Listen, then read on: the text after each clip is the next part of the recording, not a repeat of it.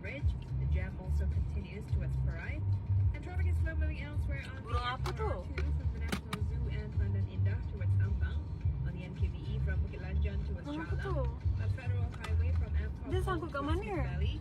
On the Basraya from Salak Jaya towards Kampung Malaysia.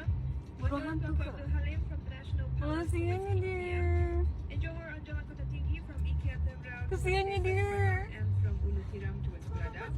And on the Pasir Gudang Highway from Johor Jaya towards Tebrang. Tulus I would like to report a few rules since WhatsApp at 0.